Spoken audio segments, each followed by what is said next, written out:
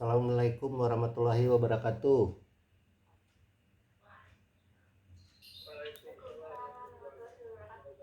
Selamat pagi semua.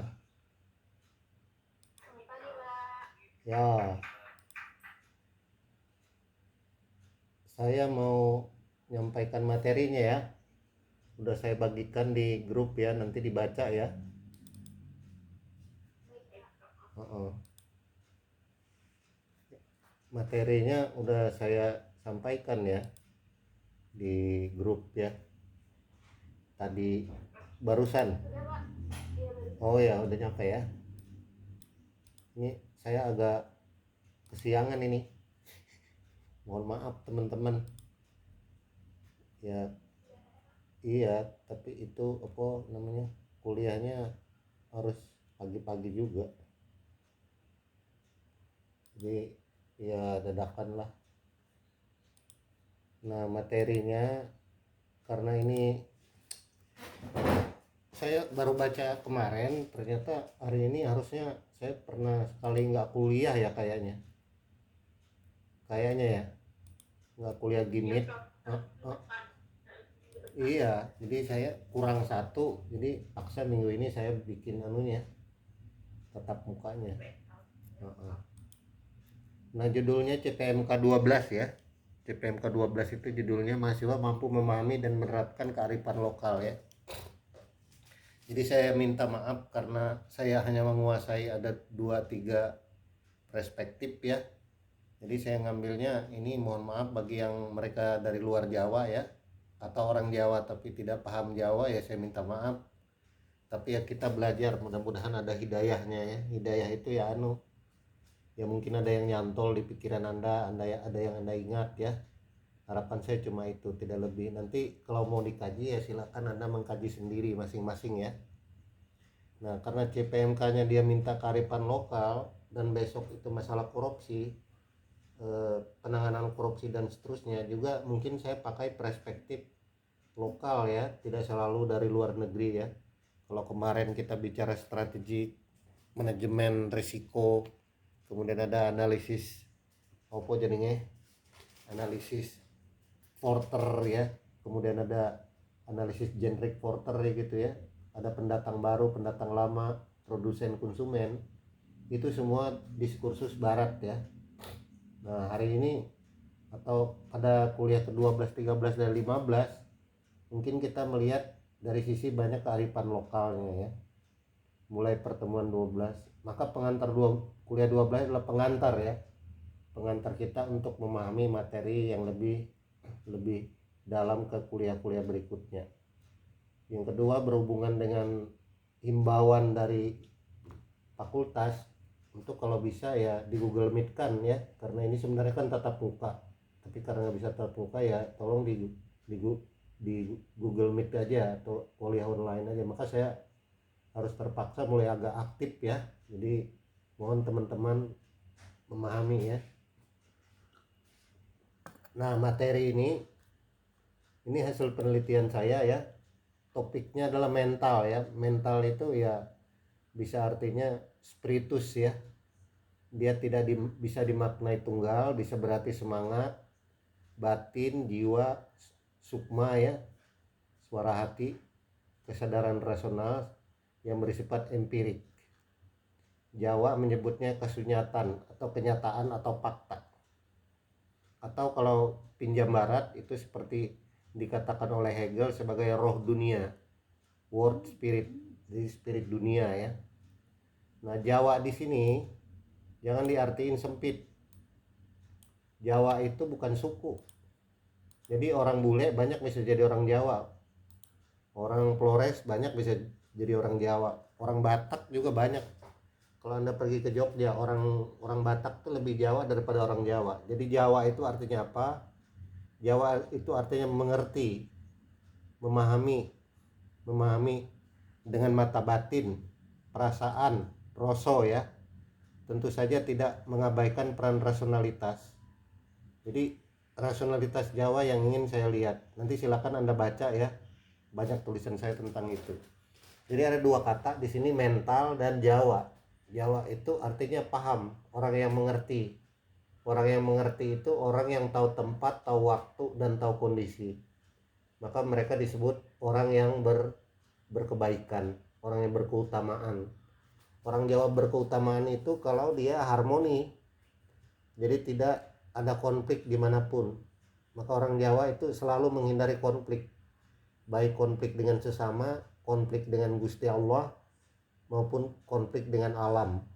Karena menurut rasionalitas doktrin Nusantara Jawa, yang sekarang udah orang Jawa di seluruh Nusantara ada, itu menginginkan hidup yang harmoni, hidup yang baik, hidup yang rukun. Maka orang Jawa tidak pernah ngomongnya kenceng. Itu menunjukkan dia bertoleransi terhadap orang lain, ya. Itu ya maknanya. Jadi jangan dipahami suku, nggak ada hubungan dengan sara, ini enggak.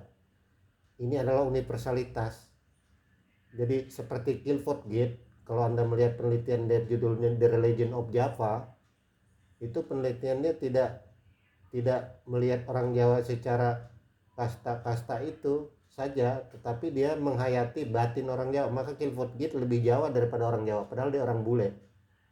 Atau kalau kita lihat di YouTube, itu musik gamelan itu diajarkan di Universitas Amerika sana. Orang Jawa lebih paham musik gamelan daripada orang kita.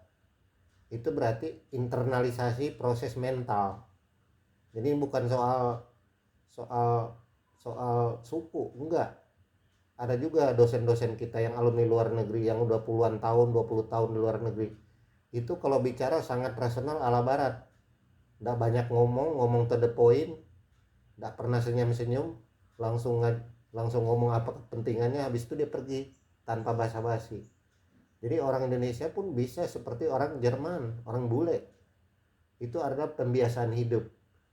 Jadi tolong ya teman-teman semua pahami, jangan sinis ya, jangan mengatakan ini apaan sih ngomong begini ya. Ini kan permintaan kurikulum dan juga permintaan kehendak umum. Kehendak umum itu kebaikan. Jadi pasti ada yang bisa kita ambil dari seluruh suku bangsa di muka bumi ini. Kalau tidak, maka Gusti Allah tidak mungkin menciptakan mereka. Ada suku Manado, ada suku Bugis, ada suku Papua, ada suku NTT. Kenapa mereka ada? Ya karena Gusti Allah membiarkan mereka ada. Kalau enggak kan enggak ada. Seperti suku Tutsi dan Kurdi, itu udah enggak ada riwayatnya karena habis. Itu berarti ada kebaikan di dalamnya. Ada sebuah contoh yang harus kita teladani. Nah kira-kira seperti itu ya. Lalu apa tatanan harmoninya? Di halaman 3 itu literatur yang saya baca di sebelah kiri ya. Jadi mulai teks Babat Tanah Jawa, Serat Keutamaan Moral, Sunan Pakubuwono IV, teks Wangsa Sailendra, Wangsa Sanjaya, sampai Perjanjian Giyanti ya, yang membuat kerajaan di Jogja dan Solo ya. Perjanjian Giyanti kan itu. Kemudian kitab Pararaton, Serat Cintini, Serat Perwayangan, dan terakhir adalah Serat Kekawin Negara Katagama dari Sotasoma yang kemudian menghasilkan Bhinneka Tunggal Ika untuk dasar negara kita. Jadi itu adalah sebuah metafor ya. Kalau Anda baca literatur kuno, itu sebenarnya sastra. Sastra itu adalah acuannya metafor. Seperti misalkan kita melihat Sang Hyang Wenang Batara Tunggal, itu bagaimana Tuhan dimanifestasi dalam istilah yang bernama 3 tokoh, yaitu Batara Guru, Semar, dan Togok. 3 tokoh ini disebut wayang. Jadi kehidupan manusia itu seperti wayang, bayang-bayang aja. Kita juga nggak tahu besok apa yang terjadi ya. Kita nggak tahu dari teman ada 31 orang yang harusnya 40-50 orang yang hadir hari ini ya. Ya kita nggak tahu 10 tahun lagi mungkin ada yang jadi pejabat, ada yang jadi menteri, ada yang jadi pengusaha, tapi ada juga yang biasa-biasa aja. Itu disebut tidak ada yang bisa kita ketahui masa depan itu. Karena itu tidak mungkin bagi orang Jawa atau bagi orang Nusantara mengabaikan peran Tuhan dalam kehidupan. Dan itulah disebut keutamaan ya. Nah, di sebelah kanan itu ada 3 doktrin yang harus kita pahami, atau saya menyebut trikotomi.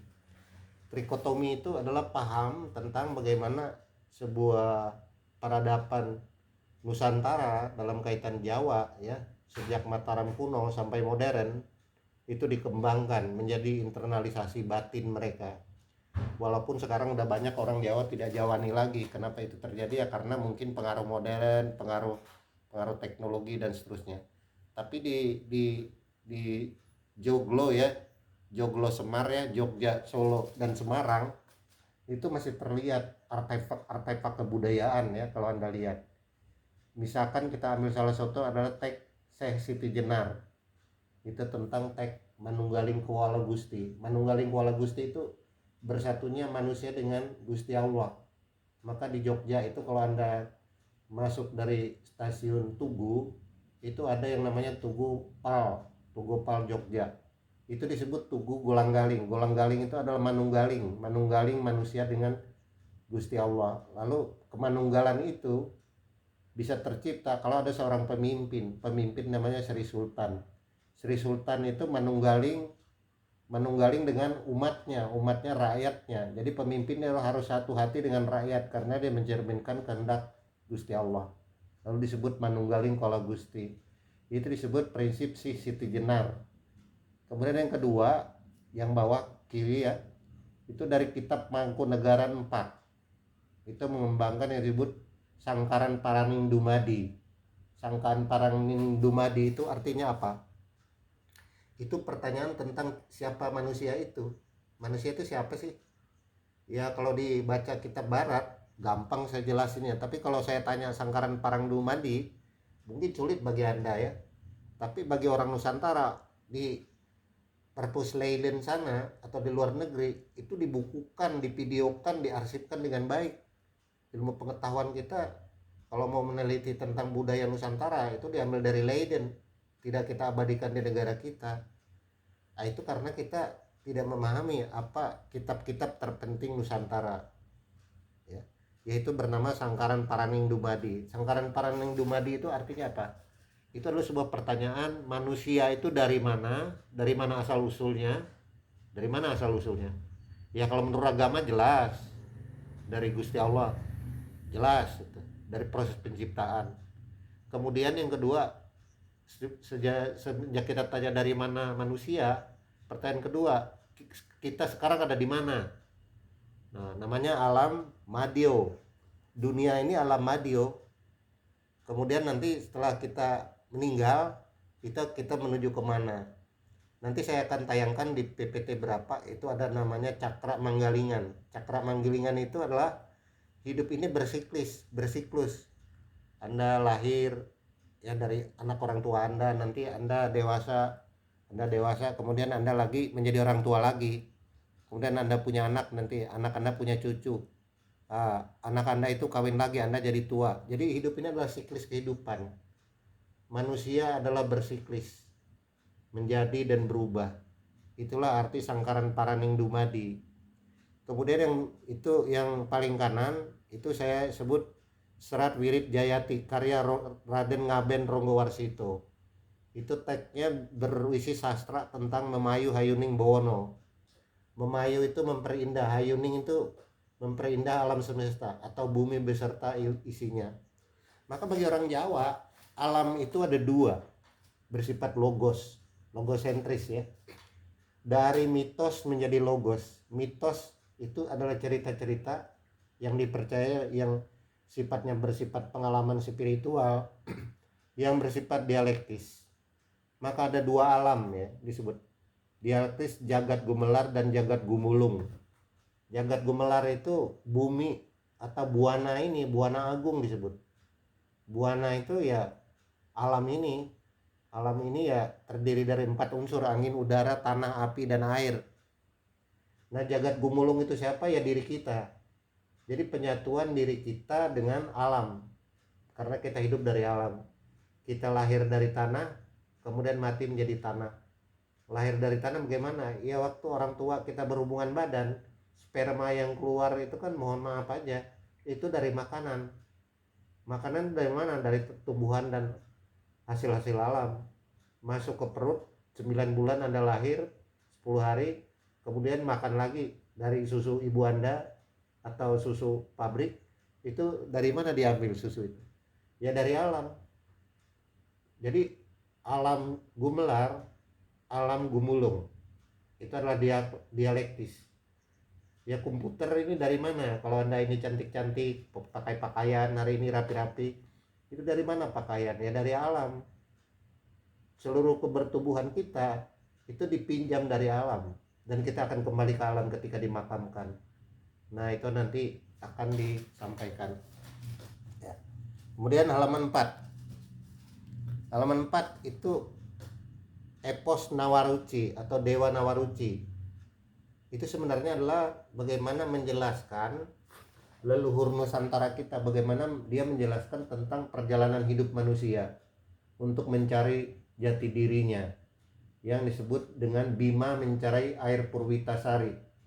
Tirta Prawita itu artinya air suci kehidupan. Air suci kehidupan itu diperoleh dari yang disebut dalam epos Bima mencari air suci, melambangkan bagaimana manusia menjalin perjalanan batin guna menemukan identitasnya, yaitu pencarian Sangkaran Paraning Dumadi atau MKG, Manunggaling Kewala Gusti, menyatunya diriku dengan Gusti Allah atau Tuhan ya. Dan manusia akan kembali ke pangkuan ilahi ya. Maka ada kalau di agama-agama tertentu disebut rest in peace, istirahat dalam damai ya. Ya inna ilahi wa inna ilaihi rajiun, sama aja. Itu berarti awal hidup dan kita itu diserahkan sepenuhnya kepada Gusti Allah. Tentu saja perlu istihad ya, istihad, ikhtiar, usaha ya perlu. Tapi jangan melanggar prinsip-prinsip yang kuasa itu. Nah dengan demikian maka ada 4 tahap ya, yang kita sebut sadulur papat 5 pancer itu, yaitu syariat, tarekat, hakikat, dan makrifat. Itu istilah-istilah ya. Kemudian ada sembah raga, sembah cipta, sembah jiwa, dan sembah rasa. Sembah raga itu kalau Anda misalkan bersembahyang. Kalau Anda sembahyang itu cuma gerak badan Anda, itu Anda menyembah Tuhan. Tapi sembah raga itu nggak cukup. Jangan-jangan kalau kita lagi sembahyang ya, sesuai agama masing-masing, kita ingat pacar kita ingat TB yang belum dikerjain, kita ingat berapa mata kuliah nggak lulus. Jadi kita nggak fokus. Jadi kalau hanya raga Anda yang menyembah Tuhan, itu orang itu belum memenuhi kriteria orang baik atau orang beriman. Yang kedua sembah cipta, seluruh akal budi cipta kita, pikiran kita dikembalikan kepada, dipepetkan ke Gusti Allah. Kemudian sembah jiwa, jiwa kita, mental kita, batin kita itu harus dipersembahkan kepada yang menciptakan alam semesta beserta isinya. Kemudian yang terakhir ini yang paling tinggi, sembah roso. Rasa itu adalah doktrin paling maha penting di dalam kebudayaan Nusantara. Jadi orang kalau nggak punya perasaan ya itu nggak manusiawi sekali. Dengan rasa kita memungkinkan mengetahui apapun. Penyatuan rasa. Rasa itu rasa yang diinternalisasi dalam pengalaman hidup, atau disebut oleh Dilta itu sebagai Lebenswel. Lebenswel itu dunia kehidupan yang kita hayati. Jadi orang mengalami pengalaman mistik. Sesungguhnya keyakinan agama itu sebenarnya nggak bisa diajarin, tapi dia pengalaman pribadi. Ketika Anda secara mandiri bertemu dengan Tuhan yang Anda yakini sesuai agama Anda, dan disitulah dia mengalami disebut makrifat dalam konteks sosio pengetahuan kearifan lokal budaya Nusantara, khususnya Jawa. Jawa itu artinya mengerti, tidak ada hubungan dengan suku ya. Nah karena itu dalam epos itu saya menyebutnya sadulur papat 5 pancer. Apa itu artinya? Itu artinya mental, memahami ya. Jawa itu kalau Anda memahami satu kata, satu kalimat, tolong pahami ini tidak pernah bermakna tunggal. Nah, ini salah ketik, tetapi dia bersifat dasa nama. Dasa dan nama. Dasa itu 10 nama. Jadi satu nama, satu kata itu bisa berarti 10 makna. Dia tidak ada bermakna tunggal. Misalkan timur, wiwitan. Wiwitan itu bisa berarti asal usul. Bisa artinya kawaluan. Kawaluan itu permulaan. Wiji bisa juga. Wiji itu bisa berarti biji. Biji itu berarti bisa asal usul. Maka ada biji pohon buah, biji pohon buah mati, biji pohon buah mati. Nah itu makna ya. Makna itu tidak pernah tunggal. tidak pernah satu arti, dia banyak arti. Kenapa begitu? Ya karena kalau Anda mengartikan satu arti, itu letter lag namanya, tagnya. Tag Jawa itu tidak pernah dimaknai tunggal. Dia satu kata 10 makna, tidak pernah satu makna. Artinya apa? Sama dengan jumlah tangan Anda. Jumlah tangan jari Anda adalah 10. Nah, satu kata itu, satu tulisan dari tangan kiri atau tangan kanan, bagian kiri atau kanan sama aja, itu memiliki 10 makna. Dia tidak pernah tunggal artinya. Jadi kalau sulit paham, sama seperti Anda di kelas ini, siapa misalkan si Jen adalah mahasiswa, oke. Nanti di tempat temannya dia bilang Jen, dianggap temannya, jadi Jen udah dua makna. Di rumah Jen sebagai anak dari orang tuanya. Nanti Jen punya pacar, Jen ada kekasih pacarnya. Ketika Jen pergi ke mall, maka Jen ada pelanggan mall. Ketika Jen pergi ke rumah ibadah, maka dia disebut umat. Ketika Jen dia pergi ke bioskop, dia adalah penonton bioskop. Jadi Jen itu bisa memiliki 100 makna. Tidak bisa mengatakan Jen mahasiswa, salah, nggak bisa. Pengertian itu selalu banyak makna, tidak ada arti tunggal. Nah, itu disebut dasar nama. Ya, paham ya? Maka nama di alam semesta ini tidak pernah tunggal. Ya, kalau bahasa Sunda cai air, banyu Jawa, orang Dayak menyebut ranu. Nah, itu macam-macam. Satu kata air di Nusantara bisa diartikan 400 makna. Itu berbeda ya.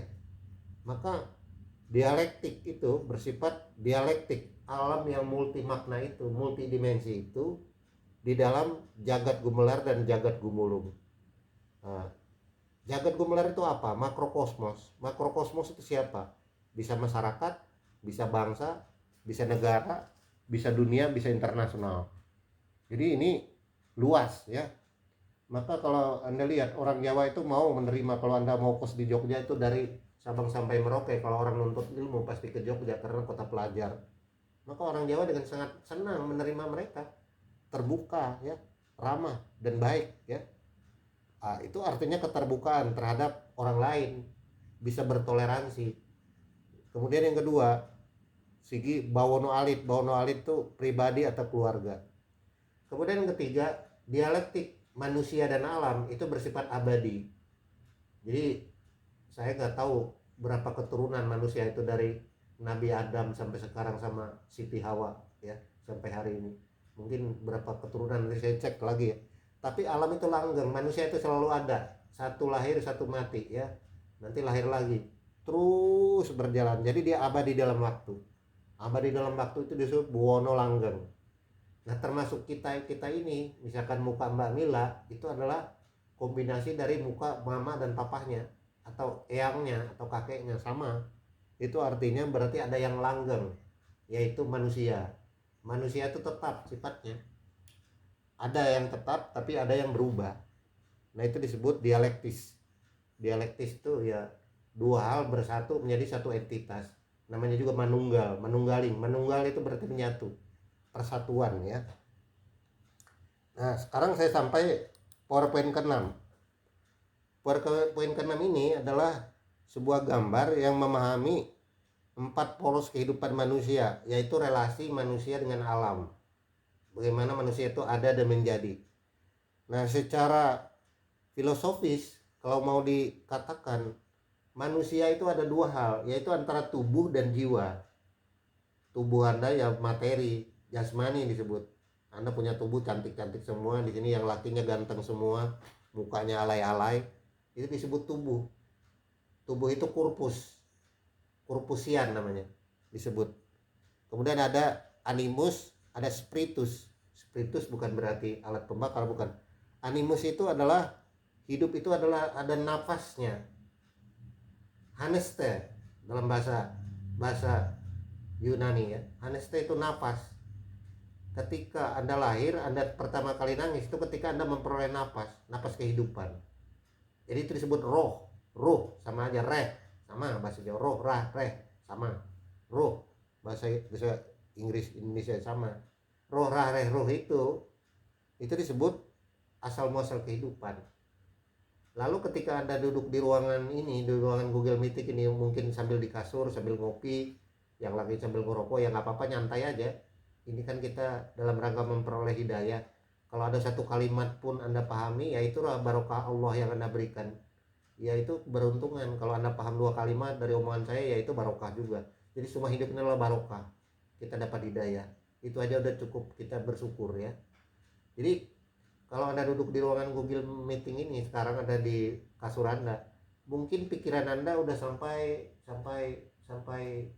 warung ya, tapi badan Anda masih di kasur. Kemudian udah sampai kampus ya, yang lama nggak ada kunjungi ya. Jadi itu namanya jiwa Anda itu bisa pergi kemanapun, bahkan bisa nyampai surga ya. Anda ngebayangin surga bisa nyampe, itu jiwa. Jadi jiwa itu lebih kuat daripada tubuh ini terbatas karena dia harus bergerak dalam ruang dan waktu. Jadi kalau Anda misalkan pernah ke Bandung ya, ke pasar Ciamplas ya, tahu ya Anda, atau pernah lewat Lembang ya, lalu Anda ngebayang sekarang Lembang, Anda udah nyampe Lembang di Hotel Lembang ya, Grand Lembang ya, tapi badan Anda masih di Ciledug. Itu artinya tubuh Anda ada di Ciledug, tapi jiwa batin Anda udah sampai Lembang. Nah itulah disebut konteks manusia, corpus, animus, dan spiritus. Lalu ada yang disebut dengan unsur alam. Di situ saya tulis prosesnya. Ada amarah, ada supia, ada awamah, ada mutmainah. Itu sumbu dan poros alam ini. Kita bergerak itu selalu menghadap arah angin. Ya, makanya orang kalau sembahyang menghadap barat, jelas itu. Kiblat disebut. Kiblat papat, 5 pancer. Kiblat itu arah kehidupan. Arah kehidupan itu kalau di perusahaan disebut visi dan misi. Perusahaan itu punya visi dan misi. Visi misi itu adalah tujuan misalkan 2029 perusahaan menjadi 5 terbesar di DKI Jakarta, itu adalah visi. Visi itu disebut sebagai poros tujuan, telos itu adalah arah itu disebut visi masa depan, menuju kemana hidup ini pada akhirnya. Maka orang Jawa menyebut hidup ini hanya sekedar mampir ngombe, hanya mampir minum aja. Setelah itu ya kita pulang menghadap pencipta. Jadi hidup ini jangan macam-macam, karena akan membuat masalah di kemudian hari, baik kepada generasi mendatang maupun pada diri Anda. Nah, halaman 7 Anda baca ya. Jadi kalau kita lihat, rasa itu menjadi keutamaan, roso ya. Ada sembah rogo, ada sembah cipto, ada sembah jiwo, ada sembah roso. Rasa-rasa itu dimasukkan dalam dorongan pribadi manusia. Jadi yang ada di tengah itu yourself, rasa jati diri, diri sejati.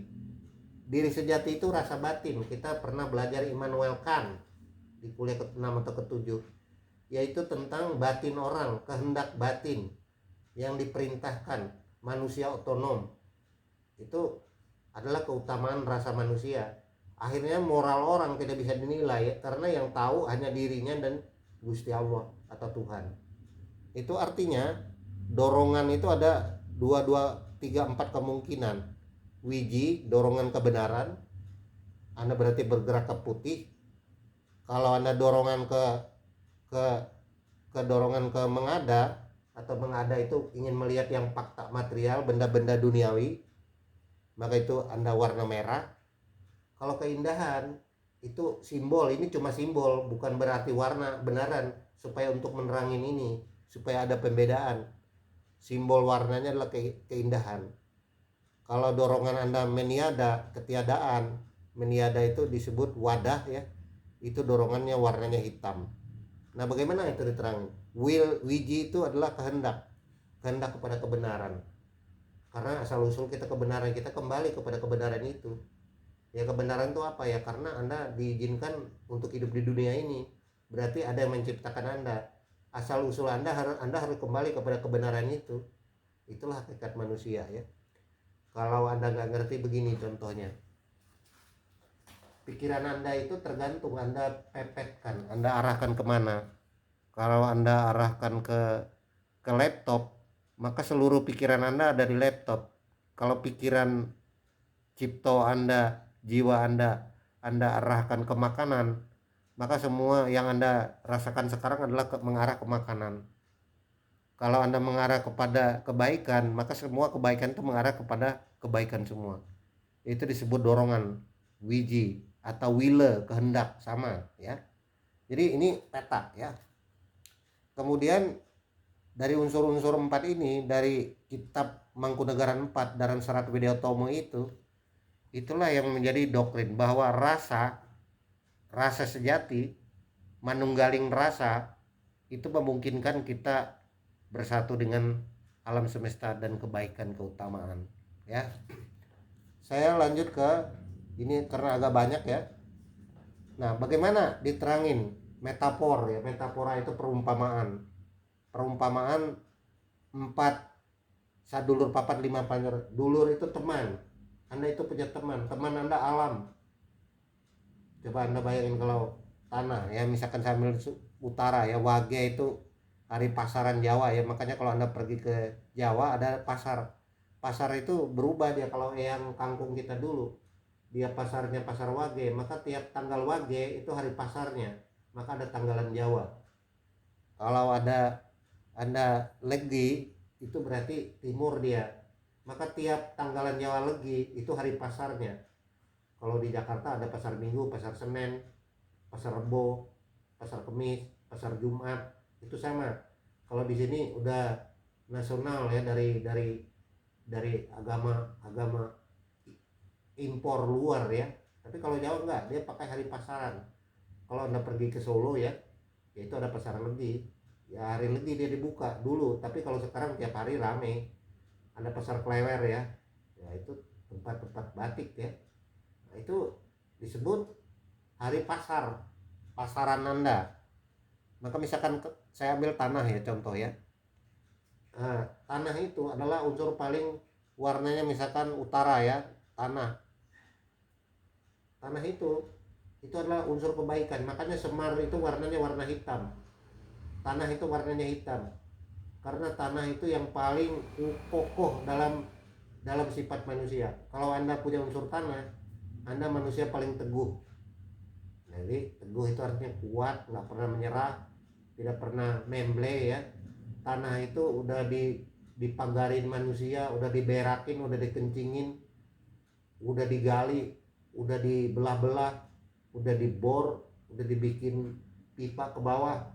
Tapi terakhir waktu manusia yang merusak dia tetap mengampuni. Tanah itu maha pengampun. Ketika Anda mati pun Anda dimakam di tanah. Jadi bumi terima aja.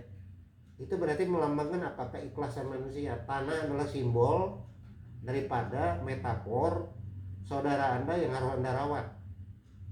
Maka tidak boleh sembarang terhadap tanah. Maka di Jawa itu dulu ada upacara injak tanah, injak bumi.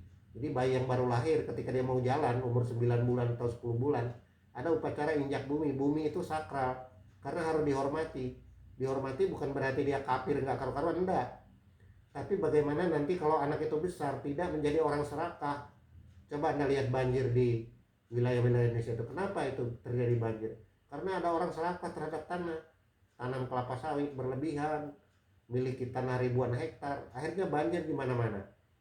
Itu karena keserakahan terhadap tanah. Tanah itu nggak boleh kita serahkan, milikilah secukupnya, secukupnya aja ya. Jadi jangan angkuh. Nah itu tatanan makrokosmos jagat gumelar. Kalau Legi itu timur, kalau selatan itu Paing, kalau barat itu Pon. Ya keutamaannya adalah weton utama itu Kliwon. Maka Jumat Kliwon itu orang yang dianggap sebagai hari ibadah orang-orang Jawa. Maka kalau Anda mau nikah ya, saya bisa hitung weton Anda. Laki Anda apa, perempuannya apa, wetonnya apa, nanti saya hitung. Anda boleh nikah hari apa. Sebab kalau enggak, hidup Anda enggak akan bahagia. Bahagia itu bukan berarti bahagia materi. Bahagia itu langgeng. Buana langgengnya enggak jalan. Maka kalau Anda mau nikah di Jawa, dihitung itu hari wetonnya. Saya rasa orang Batak juga sama. Itu ada tanggal weton orang Batak juga. Enggak boleh sembarangan. Atau begini ya, coba Anda hayati ya, dari Anda SD sampai Anda kuliah sekarang. Jangan-jangan hari-hari tertentu, coba Anda lihat nilai IPK Anda nanti, coba dicek. Hari apa yang nilai Anda selalu jelek? Coba dilihat. Jangan-jangan hari Senin misalkan, atau hari Rebo ya. Ya, teman saya dulu ada bilang, aduh saya nggak mau kuliah mata kuliah ini ngambil. Lah kenapa? Hari Rebo, kalau saya kuliah hari Rebo mesti nilainya paling tinggi C, Pak. Saya nggak mau mengambil mata kuliah ini. Saya mending hari hari Senin banyak nggak apa-apa 4 mata kuliah, tapi saya jangan hari Rebo deh. Nah itu disebut doktrin pengalaman individual. Itu benar, tapi bagi dirinya, bagi orang lain enggak. Jadi harus ada pengalaman misteri dalam hidup ini yang tidak miliki orang lain, dan itu Anda memiliki keunikan. Artinya jangan ikut-ikutan orang lain. Kita harus punya kemandirian. Nah, kira-kira seperti itu ya. Halaman berikut. Ini metafor perumpamaan watak. Ini sebenarnya watak manusia. Anda itu wataknya ada di mana?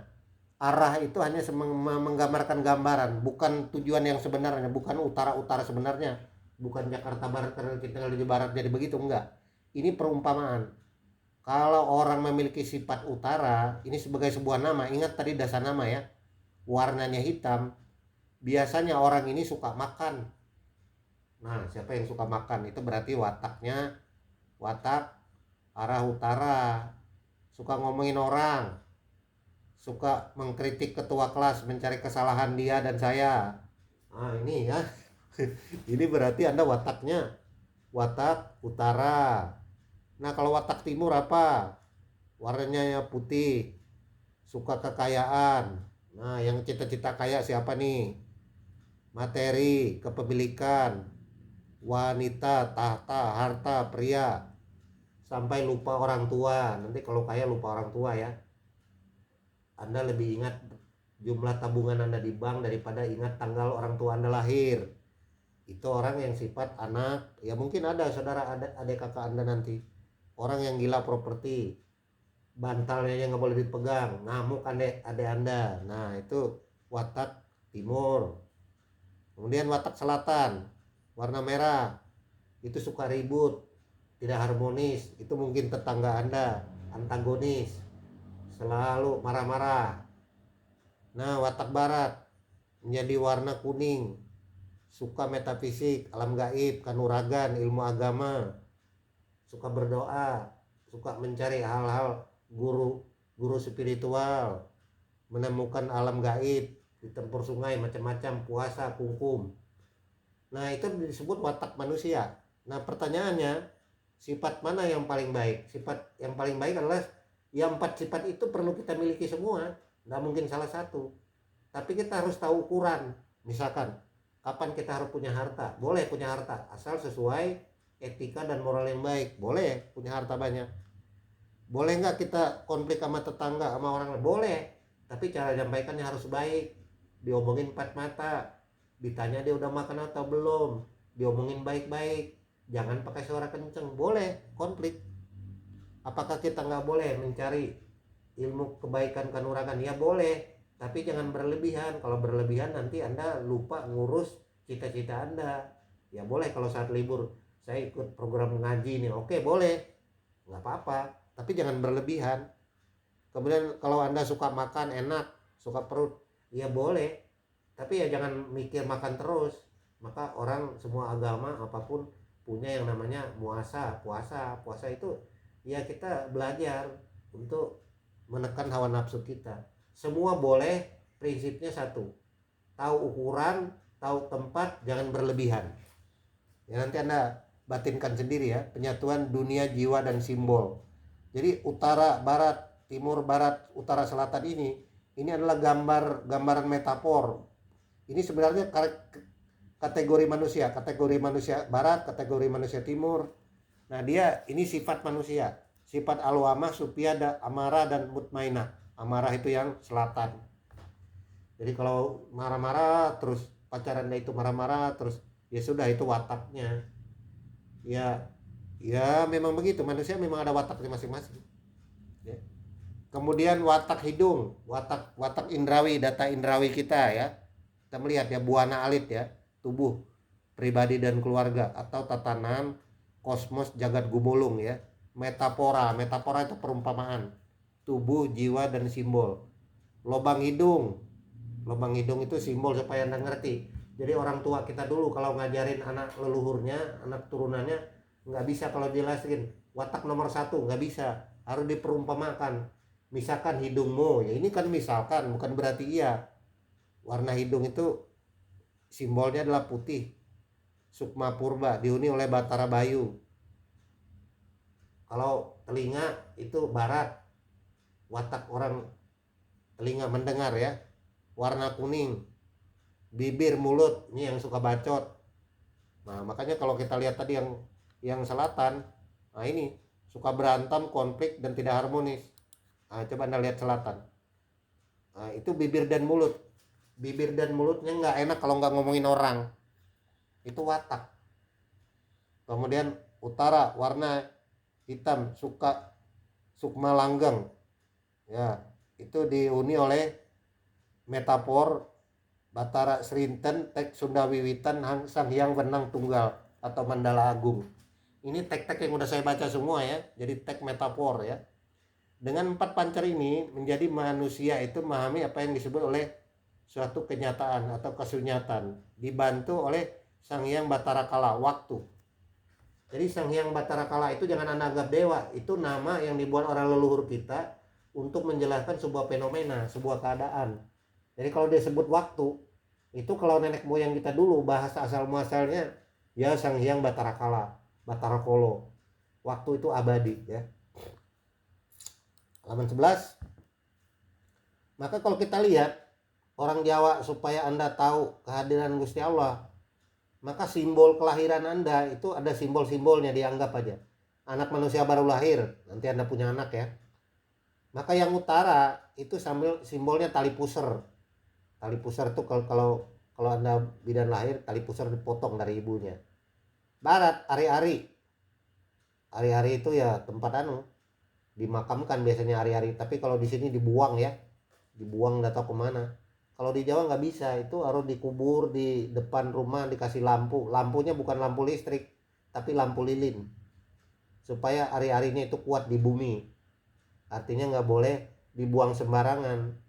Itu kan bungkus Anda lahir, masa dibuang sembarangan? Kalau di sini serahin aja ke rumah sakit.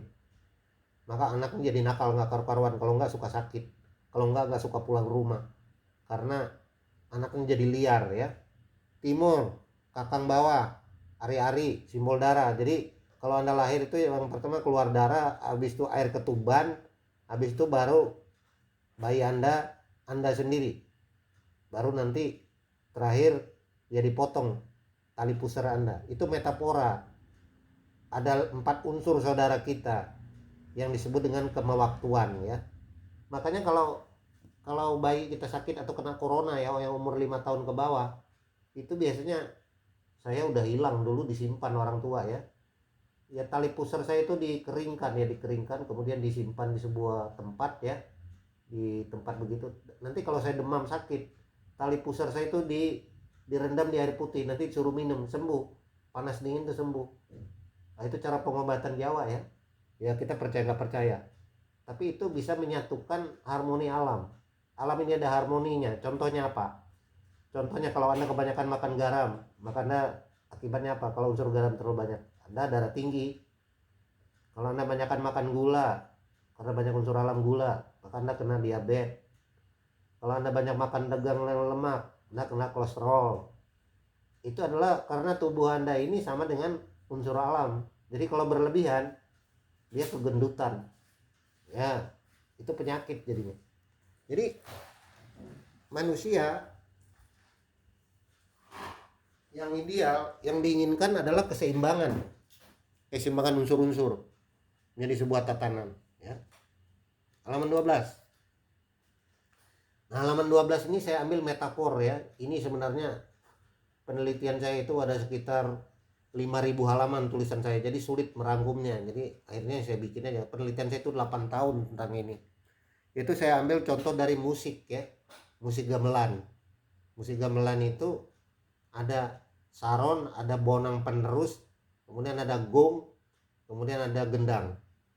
Itu kalau kita melihat acara gamelan ya, kesenian ya. Di pendidikan kita itu diajarkan oleh Ki Hajar Dewantoro melalui yang namanya olah tubuh ya. Jadi kalau Anda lihat ke taman siswa itu pendidikan pertama di Indonesia di Jogja itu, yaitu pasti di setiap sekolah itu selalu ada yang disebut taman siswa, itu selalu ada yang disebut gamelan itu fungsinya apa? Untuk mengolah tubuh Anda, mengolah rasa Anda. Jadi kalau Anda bermain gamelan atau bermain musik atau bermain band, itu dia harus harmoni. Anda jangan mau Anda sendiri. Jadi kalau Anda pukul do, ra, mi, fa, sol, la, si, do, ya teman Anda harus ikut itu juga. Jadi keharmonisan itu simbol sebenarnya.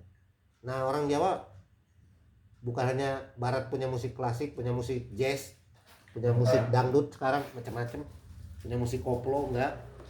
Orang Jawa terdahulu punya yang namanya musik gamelan. Musik gamelan itu ada 5 nada. Nang, ning, nung, nang, gung. Nah, maka bunyi suaranya selalu begitu, nang, ning, nung, dung, nang, ning, nung, gung. Nah, itu artinya apa? Semestinya kalau dimaknai itu juga melambangkan pribadi manusia. Nang, ning, neng, nong, gung. Nang itu artinya wenang. Artinya apa? Artinya ya Anda itu harus tenang jiwa raga, jangan suka gelisah. Gelisah tiba-tiba PR-nya udah mau dikumpul ya. Jangan gelisah. Makanya harus direncanakan baik-baik. Jadi wenang semedi maledi hening jiwa akal budinya tentrem. Kemudian ning, wening artinya hening sejati jiwa raganya. Nung artinya kesenaungan, artinya laku utama, hal-hal kebaikan yang Anda lakukan, jangan mikir hal-hal nyeleneh. Neng artinya kemampuan totalitas Jawa, berserah diri. Dan gung itu adalah kemuliaan, semua dipersembahkan kepada Tuhan. Maka nang, ning, neng, neng, gung sebenarnya adalah menyaksikan siklus kehidupan yang berinkarnasi menuju kekembalian hal yang sama secara abadi. Jadi kalau bermusik dalam tradisi keraton maupun pentas seni itu selalu mencari ketenangan jiwa. Maka penelitian barat mengatakan ada 2 otak kiri dan otak kanan. Kalau otak kiri itu untuk logika, kalau otak kanan itu untuk seni. Jadi kalau di Yunani kuno dulu orang tidak bisa disebut berpendidikan kalau dia tidak bisa bermain musik, karena dia cuma hanya kuat akalnya tapi jiwa keindahannya nggak muncul. Maka pendidikan musik menjadi penting dalam tradisi doktrin mental. Memang diperumpamakan arah angin, tapi sebenarnya untuk memperjelas supaya mengerti, itu tujuannya, tidak lebih dari itu. Jadi musik itu adalah penting karena dengan musik Anda bisa mengolah rasa keindahan ya. Ilmu itu tidak hanya sekedar benar, tapi dia juga harus memiliki nilai estetik. Estetik itu disebut keindahan sebagai permainan gamelan. Jadi kalau Anda dengar pemusik itu, wah luar biasa indahnya. Indah itu adalah sebuah kemampuan otak sebelah kanan. Maka Anda raba-raba nanti otak Anda, kepala Anda di belakang ya. Mungkin yang kerudung atau yang suka pakai topi atau rambutnya tebal, coba Anda pegang-pegang. Anda lebih agak gede otak ke kiri atau kanan, bisa dipegang-pegang. Kalau gede agak ke arah kiri berarti Anda banyakkan logika, seninya kurang. Jadi hidup Anda tidak seimbang, Anda banyakkan stres. Ya. Itu kira-kira ya. Jadi mencari keseimbangan. Nah, terakhir adalah kemawaktuan, waktu. Waktu itu penting ya. Waktu itu kalau nggak penting, kalau nggak bisa hitung waktu susah. Jadi orang Jawa pada umumnya ketat dengan waktu. Tadi kita melihat perhitungan weton, harusnya sajikan di sini weton pasaran ya, pasangan pasaran. Itu menentukan keharmonisan alam. Jadi kalau Anda nggak percaya, saya pernah buat eksperimen ya, tapi jangan ditiru. Nggak usah Anda tiru itu. Sekedar saya bagi aja dan tidak perlu ditiru. Itu kalau jam Anda tunggu arloji begitu, eksperimen arloji misalkan antara jam 11.58 tengah malam sampainya jam 00:02. Itu Anda pegang kendi dan pegang kuping Anda. Jadi kendi Anda pegang, kuping Anda pegang. pada jam 00, pas jam 000 itu telinga kita itu mengecil hampir 3 detik. Kendi pun mengecil, mengecil. Berasa kalau kita pegang. Itu berarti alam itu membuat rekonsiliasi supaya dia tetap berjalan pada pendulumnya, pada aturan-aturan hukum sunatullah, hukum Tuhan. Sama itu artinya. Maka saudara-saudara kalian, waktu menjadi penting. Anda ini ada ya karena ada waktu. Kalau nggak ada waktu ya Anda nggak bisa tamat-tamat. Ya, jadi yang membentuk kita itu bukan pengetahuan, bukan pengalaman, bukan orang tua kita, bukan apapun, tapi yang menentukan itu adalah waktu. Maka waktu itu bersifat siklis, abadi dia. Bumi ini bukan karena ada, tapi karena ada waktu. Waktu yang membuat being and time ada dan menjadi. Jadi disebut keberwaktuan. Maka dari berbagai macam simbol ini, Langgeng Bowono itu artinya abadi dalam waktu. Jadi kalau dia bilang, kamu bilang pacarmu, aku sayang kamu selamanya ya, itu artinya dia mengatakan waktu, tak berwaktu artinya. Selamanya itu berarti tak berwaktu. Keabadian itu ada di waktu.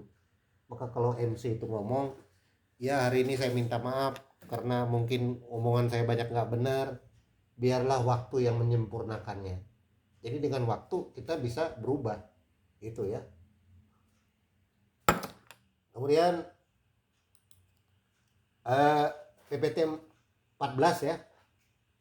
Saya ngambil satu serat ya. Kalau tadi Sadulu Rupa 45 Pancar, sekarang saya ngambil salah satu serat yang menurut saya akan kita pakai nanti di dalam kuliah ke-13, 14 dan 15. Yaitu serat Niti Suriti. Niti Suriti itu Niti itu arti leader, pemimpin, perilaku baik, ilmu, pengetahuan. Sedangkan Suriti artinya ilmu, pengetahuan. Jadi ada serat. Serat itu adalah teks sastra. Tapi kalau Anda mau baca itu ada yang bahasa Indonesianya, tapi ada yang bahasa Coroko, bahasa Jawa kuno. Serat itu macam-macam ya. Puisi tembang mak copat disebut. Syair atau pupuh sama. Syair itu macam-macam, ada mijil, ada durma, ada pocong, ada kidanti, ada megatruh itu ya mate. Maka ini akan kita pakai nanti di dalam penjelasan kuliah-kuliah kita untuk memperlihat peta kenapa korupsi itu bisa terjadi dalam perspektif tradisional Jawa modern, Jawa kontemporer, Jawa kuno, dan Jawa Mataram kuno ya. Nah, relevansinya apa?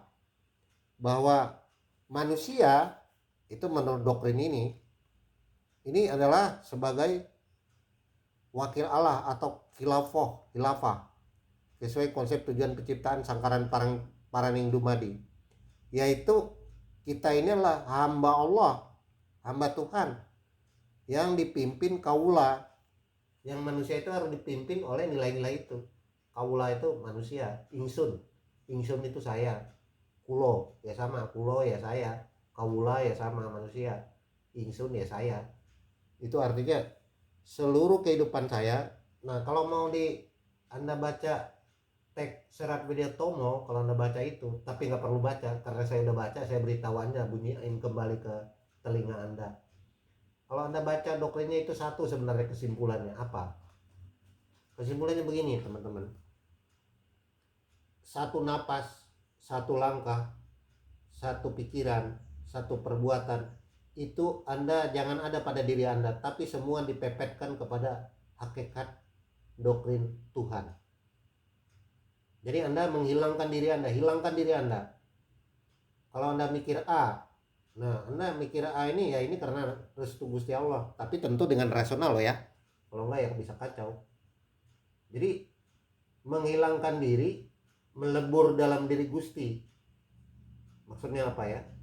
Kalau saya mau makan, ini sebenarnya ya sudah saya makan. Oke. Kalau saya mau tidur. Kalau saya tidur berarti saya juga harus ikhlas kalau saya besok udah nggak ada. Artinya apa? Ya makanya ada doa malam bagi semua agama. Itu artinya Anda ikhlas juga kalau besok udah nggak ada lagi, mati dalam arti. Nah itu berarti menyerahkan seluruh hidup ini. tapi tentu saja melalui usaha, melalui ikhtiar, melalui kerja keras. Maka orang Jawa itu kalau anda lihat dia pergi ke sawah, pakaiannya pakaian sawah, sampai di sawah dia cebur ke kali, udah nggak karu-karuan, tekun. Bukan berarti dia pemalas, tidak ya. Dia sebagai punakawan itu melayani sesama sesuai statusnya. Makanya dalam sastra Jawa itu ada 3 struktur bahasa. Struktur bahasa pertama disebut bahasa ngoko. Ngoko itu bahasa rakyat. Kemudian bahasa tengah Madio ya. Kemudian yang paling tinggi itu disebut kromo. Kromo andap dan kromo inggil. Itu disebut struktur berbahasa. Struktur berbahasa itu pada saat kita memanggil Tuhan itu tidak bisa kita panggil kamu Tuhan, tidak boleh. Kalau saya panggil teman, hei kamu, boleh. Kalau ke Gusti Allah nggak boleh, karena dia maha kuasa. Jadi panggilan itu disesuai dengan struktur di dalam batin yang mempertinggi martabat manusia, martabat sesama, martabat alam, yang semua dipepetkan kepada telos akhir, yaitu yang maha tahu, maha baik, maha bijaksana. Kira-kira seperti itu. Nah itu surat Niti Suriti ya. Nah ini ada 8 serat. Kalau kita lihat dari karya Sultan Agung Mataram, ada serat Gending, ada kitab pedoman untuk pembebasan, kitab Mardi Utomo, kitab perjalanan hidup, kitab perjalanan hidup manusia, kitab air ya, serat Banyu Bening. Ini serat-serat ini sebenarnya isinya apa sih? Isinya tentang petua hidup, petunjuk-petunjuk hidup yang baik, bagaimana supaya manusia itu berkeutamaan. Tapi sebenarnya sastra itu apa sih? Seni sastra atau puisi ya, sama aja. Kalau di kitab-kitab tertentu ada namanya kitab Mazmur misalkan. Di orang Kristen Nasrani itu ada. Itu kitab Mazmur itu kitab Daud yang dibuat perumpamaan-perumpamaan. Misalkan dia mengatakan, aku melayangkan mataku gunung-gunung, dari manakah datang pertolonganku dari Tuhan. Itu kan namanya metafora. Sama, Jawa juga punya, namanya sastra gending. Sastra gending itu apa istinya? Sastra itu adalah simbol kita untuk menyebut nama Tuhan. Kemudian gending itu simbol manusia dalam kehidupan. Bagaimana sastra dan gending itu menyatu? Nah itu disebut metafora gending. Gending itu identik dengan musik keselaratan kesatuan. Jadi cara kita untuk menyatukan diri dengan Tuhan melalui sufisme itu disebut dengan sastra. Sastra itu adalah tulisan itu bisa tulisan teks, bisa tulisan perasaan, bisa perasaan batin kita yang kita kontemplasikan di dalam kata-kata yang tidak selalu diucapkan dan memang tidak perlu diucapkan. Kalau diucapkan dia berbunyi. Nah, kalau dia nggak diucapkan dia nggak bunyi. Nggak bunyi itu berarti diam. Diam itu disebut hening. Maka kalau ada konflik orang mending diam aja daripada ngomong ntar ribut. Itu simbolnya sastra. Dengan simbol itu maka manusia menjadi baik dalam kehidupannya. Jadi dalam banyak hal kita perlu diam, tidak perlu ribut. Nah itu misalkan ya. Jadi gending itu adalah simbol kehidupan, sedangkan sastra itu adalah penyebutan nama terhadap kehadiran Gusti Allah yang kita tafsirkan sendiri. Jadi kalau ayat-ayat yang dibuat oleh agama-agama itu teks itu teks buatan orang lain yang kita harus pelajari, itu hayati. Tapi ada teks lain pengalaman hidup kita sendiri, itu sebut sastra pribadi kita. Ya Anda punya pengalaman, misalkan pengalaman diputusin, ya ada pengalaman putus yang tragis, ada pengalaman putus yang akhirnya bermakna. Lalu terakhir Anda mengatakan setelah putus itu 3 bulan, untung aku putus sama itu perempuan atau laki, kalau enggak mungkin hidup aku enggak bisa tamat kuliah. Nah itu sastra kehidupan disebut. Paham ya? Sastra kehidupan itu sastra yang dihayati, dialami oleh pengalaman pribadi Anda, encounter Anda dunia material hidup Anda. Lalu dengan pengalaman itu Anda bisa menemukan ayat-ayat kehidupan yang sebenarnya adalah dipepetkan kepada Tuhan. Nah itu maknanya ya. Paham artinya serat gending. Nah, bagaimana itu diterangin serat itu? Saya ambil contoh ya. Serat Beda Tomo karya KPA Mangkunegaran 4 ya. Ini perjalanan hidup manusia ya, kalau Anda lihat dari lahir sampai Anda mati ya.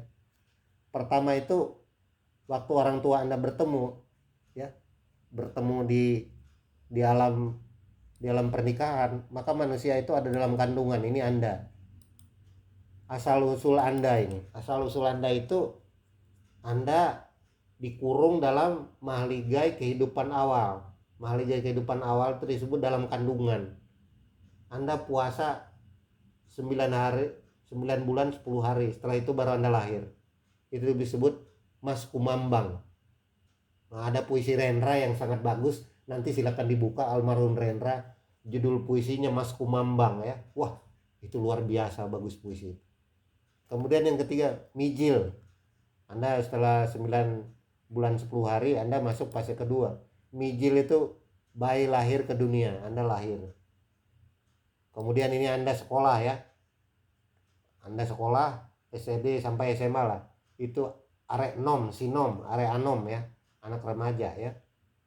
Kemudian nanti Anda masuk fase keempat, kinanti. Nah, ini Anda sekarang ini. Ini Anda ini kalau ditanya harus baca sastra kinanti. Itu ada bagaimana Anda hidup. Itu ada saran-sarannya, cara hidup yang baik pada era kinanti itu apa yang dilakukan, apa yang nggak boleh. Ya, ini era Anda kuliah sambil mencari pekerjaan. Kemudian nanti Anda mungkin 5, 6, 7 tahun, 10 tahun lagi, jangan terlalu lama ya. Itu Anda mengalami asmaranda. Anda jatuh cinta. Semua orang itu jatuh cinta dan menikah. Itu kodrat manusia. Kemudian Anda masuk tahap gambuh. Kalau tadi udah pacaran, sekarang Anda gambuh, itu artinya menikah, pasangan hidup. Kemudian Anda dharma gula. Dharma gula itu manis gulanya kehidupan. Anda berkarir, punya cita-cita, punya pasangan hidup nanti. Kemudian yang terakhir, ini mungkin orang tua Anda atau seperti saya itu udah masuk era dharma. Dharma itu memberikan kebaikan optimal dalam kehidupan tanpa pamrih. Kemudian yang terakhir yang udah paling paripurna, ini mungkin eyang kita atau nenek kakek kita melepaskan hal-hal duniawi. Nah, menuju fase 2 paling bawah, yaitu megat roh. Megat roh itu tadi putusnya roh dari badan. Dia kembali menunggaling ya. Kemudian yang terakhir kita dimakamkan, namanya serat pucung. Pucung itu ya dipocongin ya dimakam. Nah, Anda ngebayangin, ini disebut proses ideal perjalanan hidup manusia dari kandungan sampai dia meninggal. Ini siklus ideal loh ya. Kadang-kadang ada yang majil udah mati, bayi baru lahir udah mati. Ada juga yang baru menikah 2 hari meninggal ya, banyak ya. Ini mungkin yang artis di Surabaya itu ya. Nah, ini kan baru di sini dia baru gambuh ya. Gambuh itu baru menikah, punya anak 1, meninggal ya. Tapi yang ideal seperti ini perjalanan hidup manusia di bumi ini. Nah, ini disebut alam madyo. Alam madyo itu ini. Alam madyo itu artinya siklus kehidupan kita ini ada di sini. Nanti telosnya ada di pucung. Pucung itu meninggal.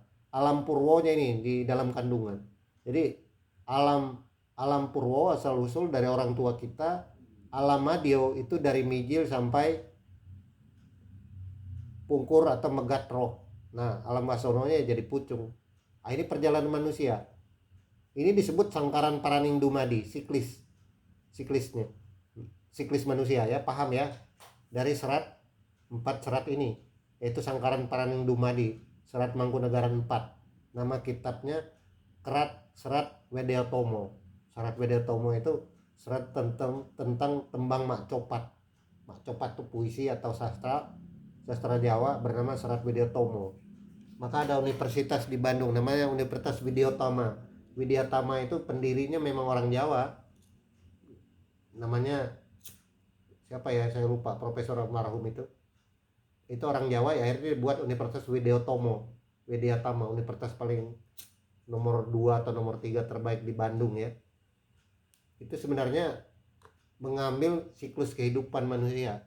dari Sangkaran Paraning Dumadi ya. Jadi jelas kalau dari namanya ya Universitas Widyotomo apa Bandung itu ya pasti orang Jawa punya. Nah, kemudian ini sudah ya. Nah, bagaimana kita melihat sastra gending tadi ya? Sastra gending itu supaya kita ini bisa hidup. Ada namanya doktrin Hememayu, memperindah ya. Ini kan ada doktrin tadi nih. Memayu Hayuning Bawono ini. Ya, kopi aja nih. Ini saya taruh mari. Supaya ngerti ya. Nah, ini ada Memayu Hayuning Bawono, memperindah alam semesta. Nah, yang pertama ini disebut kesadaran ekologi. Ekologi itu alam ya. Jadi ya, kalau kita lihat kali kita itu kali Persenggerahan atau kali Ciliwung itu jorok ya. Tapi kalau di Jawa mungkin relatif nggak ada orang buang sampah ke kali ya. Apalagi tembok nggak ada dicoret. Ya di sini rumah di gang ya, jam 12 malam motornya knalpotnya dipotong masuk nggak dimatiin. Kalau di Jogja nggak ada orang masuk gang itu nyalain motor, dan nggak ada orang coret-coret tembok, nggak ada ya. Itu berarti dia bisa merawat ekologi. Pertama, Memayu Hayuning Wono. Wono itu hutan. Hutan itu harus dilindungi karena hutan itu bukan milik kita. Nanti turunan kita akan menikmati alam. Itu ada doktrinnya. Memayu Hayuning Samudro, merawat air laut, air rob pantai sini ya, pantai Ancol udah nggak karu-karuan. Itu karena kita tidak bisa rawat laut. Memayu apa? Samudro, laut ya. Kemudian nama Mayuning Tirto, air. Jadi kalau Anda nginap di hotel atau Anda ini jangan mandi sepuasnya, mumpung airnya gratis. Itu sifat orang Indonesia ya.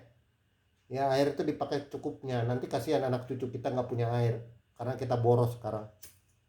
Kemudian ada sikap kebaikan berikutnya, Hememayu Hayuning Howo. Hawa itu udara. Jangan membakar hutan, jangan membakar rumput, jangan membuat polusi. Motornya jangan asapnya kemana-mana. Makanya sekarang dibikin industri pakai otomotif listrik. Itu dalam rangka menata Hayuning Howo. Howo itu udara. Memayu Hamuning Manungso. Manusia itu ya seperti Anda ini. Ya saya subuh-subuh udah siapin mata kuliahnya. Anda subuh-subuh ada yang terlambat, ada yang enggak. Itu dalam rangka kita memanusiakan orang. Memayu Hayuning Budaya. Memelihara budaya kita, budaya kebaikan, budaya toleransi. Yang terakhir Memayu Hayuning Bantalo. Merawat tanah. Tanah itu jangan diserahkan, jangan diolah semaksimal mungkin untuk tujuan jangka pendek. Nanti anak cucu kita nggak kebagian. Maka ada 3N merawat alam. Niteni, mengingat memahami alam itu asal usul kita dari sana. Ni karaoke, meniru ya atau mengikuti. Menambahi itu memberi nilai tambah pada alam. Nah ini sifat-sifat yang diajarin dalam doktrin ekologi Memayu Hayuning Bawono, memperindah alam semesta. Terakhir tentang aksara Jawa ya. Aksara Jawa itu huruf. Anda harus kenal huruf Jawa. Nama pengarangnya atau metaforanya kalau Anda bahasa Jawa ya. Anda kalau saya tulis kuliah ini pakai bahasa Jawa Anda nggak paham.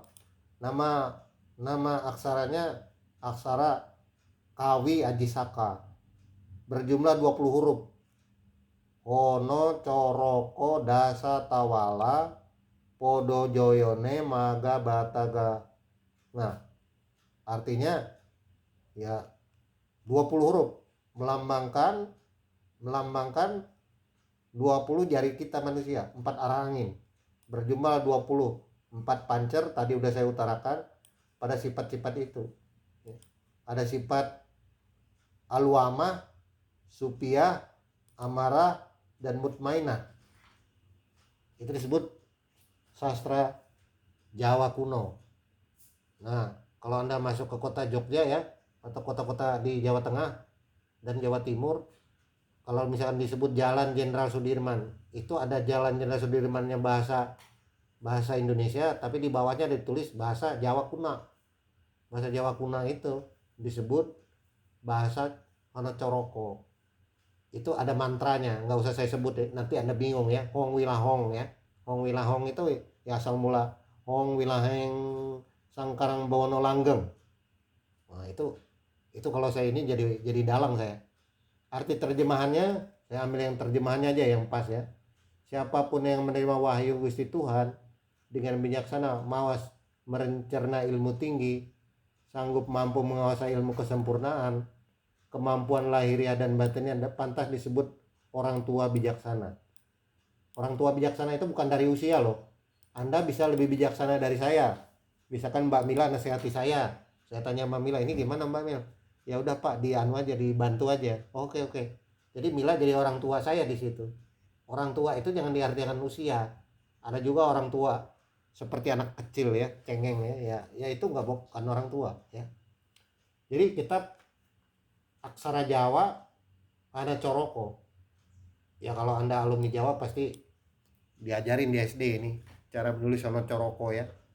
Nah, Hanacoroko itu seperti ini kalau Anda nulis. Nah, ini tulisannya. Hanacoroko. Hanacoroko. Nah, ini tulisnya. Artinya apa? Manusia itu utusan. Hanacoroko. Dasawalata. Jangan bertentangan atau membantah. Jangan Anda membantah Tuhan. Apapun agama Anda, perintah agama Anda. Jangan mencuri, jangan mengambil bukan haknya. Nah, jangan bertentangan. Dasawalata. Podo jayana. Kalau kita sesuai dengan Tuhan, Tuhan pun akan dimuliakan, manusia pun akan jadi mulia. Itu disebut MKG, Manunggaling Kawala Gusti. Menyatunya diri manusia dengan Tuhan. Lalu Magatawalanga, menempuh jalan menuju kematian. Pada akhirnya manusia itu akan menuju telos, kematian, megat roh tadi ya. Megat roh itu ya wes entek usianya. Maka Hanacaraka Dasawalata pada jaya mega bangata. Itulah disebut tafsir hermeneutik. Tapi tafsir yang sebelah sini, ini saya buat ini bisa 10 makna, tidak harus seperti ini. Ya. Kalau dalam cerita-cerita wayang itu satu teks Hanacoroko ini bisa dimainkan wayang itu 8 jam sampai 10 jam kalau dilakon wayang. Ini arti satunya aja, jangan pakai arti saya ini satu arti aja. Kita mesti ingat kalau ngertiin Hanacoroko ini balik lagi ke konsep awal waktu awal kita kuliah. Tadi udah saya jelasin. Ini ya. Mana tadi? Bahwa tidak boleh diartiin tunggal. Nah ini kita harus pakai ini saya copy ya, supaya nanti Anda kalau baca kok beda dengan yang diajarin. Perlu emang beda. Ini salah satu tafsirnya aja. Jadi kalau kita pakai Hanacoroko ya harus tahu ini, bahwa pengertiannya itu tidak ada yang bermakna tunggal. Ini saya taruh di sini dah kalian. Ini saya anggap tahu ya Hanacoroko. Jadi kalau ngertiin sebuah teks itu tidak boleh tunggal, dia bisa 10 makna. Metafor sifat. Metafor itu tidak ada yang disebut makna tunggal, dia harus diartiin dasanama. Nah ini saya ambil dari Jawa, tidak ada satu konsep bermakna secara tunggal, tetapi dia harus diartikan multi arah. Jadi kalau diartiin ini ada juga yang mengatakan manusia itu utusan berarti ada 2 laki dan perempuan.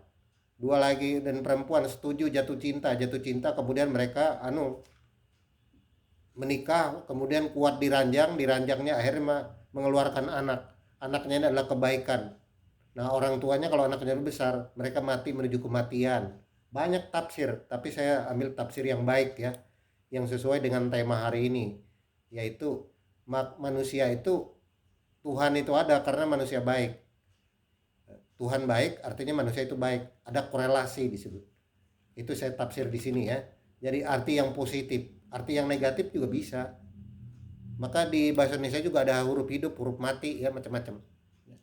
Nah saya rasa itu kuliah dari saya ya, cukup cukup banyak ya. Kali ini saya jarang kuliah banyak ya, karena ini ada bekal Anda sesuai dengan visi misi kampus kita, yaitu memahami budaya kearifan lokal, visi nomor 3. Jadi saya harus ajarin ini secara bertanggung jawab dan memenuhi ya, karena minggu depan kita akan mempelajari tentang uh, problem korupsi dan kolusi di negara Indonesia ini kenapa terjadi. Tapi kita harus nanti ada 2 kitab yang kita sudut pandang. Pertama adalah kitab Nusantara, dalam artian kitab Jawa, tapi jangan sekali lagi saya pesenin ya, Jawa yang diartiin di sini ini. Ini saya kasih merah ya. Jawa itu bukan artinya suku, enggak. Enggak. Artinya paham. Jawa itu artinya orang yang memahami. Jadi kata Jawa itu kata umum ya. Ya sama kayak Joko, Jaka, Jiki ya sama. Ya itu artinya ya nama aja, sifatnya aja, bukan substansi, sifat. Misalkan saya kalau nggak tahu kata, harus belajar bahasa Indonesia nih. Kalau nggak Anda tahu kata sifat, misalkan begini, saya menyebut sifatnya misalkan apa ya, buku. Sifat buku itu ya bisa macam-macam, bisa jumlah buku, bisa harga buku, bisa buku ini bagus bagus enggak, bisa buku ini tebal tipis, bisa buku ini buku fiksi, bisa beda buku ilmiah, bisa juga di buku dongeng. Nah itu artinya sifatnya, ini karakter. Makanya arah angin tadi arah karakter, bukan arti harafiah. Kalau Anda artiin harafiah utara berarti saya menghadap utara nih kalau ketemu ini. Oh enggak. Itu artinya arti sifat, karakteristik, mental. Maka disebut mental, roh. Roh itu word spirit ya. Oleh Hegel disebut roh alam semesta, roh dunia. Itu kan cuma bahasa aja. Bahasa itu tidak menggambarkan realitas. Dia adalah salah satu representasi dari realitas. Itu ya. Jadi kata Jawa itu jangan dipahami suku. Kalau saya bilang dasar lo orang Batak, Batak itu bukan berarti dia suku. Bisa aja orang Jawa lebih jadi orang Batak karena dia udah lama di pulau Batak sana. Dia berwatak seperti orang Batak. Jadi orang Jawa bisa juga jadi orang Batak. Yang disebut itulah karakter umum, ciri-ciri. Ciri-ciri mahasiswa misalkan suka membaca, ciri-ciri artis suka dandan. Itu cuma ciri-ciri, tapi ada juga yang bukan artis lebih suka dandan. Jadi dia tidak ada yang mutlak. Kalau Anda memutlakkan, konsepnya diruntuh ini, nggak bisa ya. Dia bersifat metafor. Jawa itu penuh metafora ya. Jadi dia tidak bermakna harafiah tapi simbolik disebut ya. Nah, itu kuliah hari ini dari saya. Terima kasih. Silakan kalau ada yang ditanya sebelum saya akhiri. Monggo ya. Dari saya rasa cukup ya. Kalau ada yang ditanya monggo. Terima kasih semua. Mbak Mila, silakan dipoto kita. Oh iya, monggo Mbak Jen. Oh ya Mila. Jawa itu ada yang kayak ilmu apa ya, jarang goyang. Nah, orang yang percaya atau mengamalkan kayak gitu itu termasuk ke musrik atau filosof atau kearifan lokal tuh atau yang lain. Iya kearifan lokal itu Mas. Kearifan lokal itu tapi itu diinternalisasi dalam pengalaman hidup mereka. Ya ketekunan, kita lihat Candi Borobudur. Candi Borobudur itu dibangun 90 tahun loh Mbak Mila. Indonesia ini bangun negara aja nggak ada secanggi Borobudur. Itu artinya ada doktrin mental ketekunan orang Jawa itu yang bisa kita ambil sampai hari ini. 90 tahun loh. Dan itu diakui sebagai kebudayaan dunia yang luar biasa yang tidak dimiliki oleh bangsa manapun. Jadi Jawa jauh lebih tua daripada agama-agama yang datang. Dia lebih tua. Maka kalau Anda lihat ada yang namanya the face of human in the world, silakan aja Anda cari di Google. Manusia Trinil di Trinil di Saragen itu. Itu Anda lihat manusia pertama itu orang Jawa itu ada sekitar berapa juta tahun yang lalu. Sebelum agama-agama apapun datang. Jadi ada kitab Nusantara yang lebih kuat sebenarnya, yang mendiami terlebih dahulu Pulau Nusantara dan Pulau Jawa. Maka ya ini adalah kearifan lokal yang sebenarnya harus kita kita terima secara secara secara adil juga ya. Nah itu disebut kearifan ya. Arif itu artinya bijaksana. Kalau bijaksana itu artinya ya kita mau mendengar juga ini. Ya kritik pasti ada, kelemahan pasti ada. Tapi kan kita tidak boleh mengkritik kalau belum tahu ajarannya gitu Mbak. Matur suwun. Ya, ya kalau ditanya saya pribadi, saya lebih bangga lah punya Nusantara seperti itu. Mana ada sih seunggul bangsa kita. Coba Anda, Indonesia itu perang hanya pakai bambu, Belanda pakai beceng, kok kita bisa menang waktu perang di Ponegoro. Coba orang pakai modern kok. Saya bukannya mau dumeh ya, bukan ojo dumeh, bukan mentang-mentang Mbak. Coba tentara Amerika itu sehebat apapun, coba serang Indonesia ini pasti kalah. Orang dia perang Vietnam aja kalah, sejauh apa sih teknologinya? Orang Nusantara itu luar biasa loh. Ya, saya bangga dengan Indonesia apapun kelemahannya. Tapi kita punya daya survival yang nggak bisa dimiliki oleh bangsa lain dari sejarah luar negeri manapun. Jadi kita itu punya keunggulan. Maka Bu, kalau Anda melihat dalam eh, sejarah dunia, itu ada di kitab UNESCO yang mengatakan bahwa orang Indonesia itu dari Sangiran itu sebagai manusia trinil di Kali Bengawan Solo itu sebagai all the world, manusia tertua di dunia. Ya kemudian ada kitab-kitab dari luar negeri itu yang diimpor, agama-agama luar, pengetahuan luar yang kemudian membatalkan itu. Dan orang Jawa itu jarang nulis soalnya dia budaya tutur, budaya omong, jarang ditulis. Karena kalau ditulis maknanya bisa berbeda. Coba seperti saya tulis ini, Anda udah salah paham semua. Nah, dia nggak boleh diomongkan, dia hanya cangkem, ilmu tutur, ilmu diajarin ya, diajarin dari turun temurun begitu ya, begitu Mbak Bila. Jadi seperti itu jawaban saya, mudah-mudahan salah ya, saya minta maaf, tapi itulah yang saya tahu.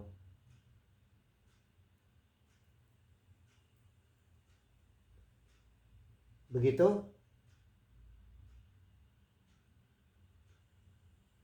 Mbak Jen, masih dengar saya kah? Di anu. Oh iya ya udah, intinya itu bahwa kita bangga sebagai orang Nusantara, bahwa kemudian ada pendapat luar ya kita terima. Makanya orang Jawa itu menerima apapun, agama lain masuk dia terima, pengetahuan lain dia terima, Islam masuk ya monggo, Kristen masuk ya monggo, Katolik masuk ya monggo. Orang Jawa itu monggo semua, maka dia menerima seperti bumi. Maka dia disebut ibu bumi, ibu pertiwi, tanah Nusantara. Ya saya nggak tahu di mana kafirnya, tapi menurut saya ya orang Jawa itu satu orang tua, anaknya bisa beda-beda agamanya. Yang paling tua punya pesantren A, anak nomor 2 jadi biksu, anak nomor 3 jadi romo. Itu biasa kalau di era orang tua saya dulu, era dulu. Kalau sekarang nggak tahu saya. Ya udah, toleransi semakin berkurang, makanya jadi kita ini kacau balau karena kurang toleransi, kurang memahami orang lain. Kita pengen kitanya aja yang benar. Nah Jawa menghadirkan perspektif yang lain, yaitu sebuah sebuah sebuah ajaran itu satu kata bisa maknanya bermacam-macam, dan kita ini berbeda, maka disebut Bhinneka Tunggal Ika. Kita berbeda-beda tapi dalam wadah kesatuan negara Republik Indonesia yang wajib kita cintai. Kalau enggak Anda kan nggak punya KTP. Kalau nggak punya KTP ya Anda nggak punya akta lahir. Kalau Anda nggak punya akta lahir ya Anda nggak punya ijazah. Itu artinya kita menghormati komitmen berbangsa dan bernegara, dan itu diambil dari kitab Sotasoma, Negara Kartagama, sebagai ideologi ya yang dicetuskan oleh pendiri bangsa ini, founding yang harus kita hormati, yaitu ketika dialog antara Ahmad Yamin, Soekarno-Hatta, dan Profesor Supomo yang menciptakan negara integralistik, yang awal mulanya diciptakan oleh Patih Gajah Mada, Tan Ayun Ayuning Amuning Palapa, Sumpah Palapa Gajah Mada, yang ingin puasa seumur hidup selama Nusantara ini ada demi kebaikan. Bahwa kita harus mesti ingat ketuhanan yang maha esa. Nah itu sifatnya universal ya. Itu penjelasan saya Mbak Mila ya. Iya Prof, makasih Prof. Matur suwun sangat. Baik Mbak Mila, dipoto ya, satu foto aja buat dokumen saya biar ada ya. Sebelum saya akhiri Mbak. Matur suwun Mbak.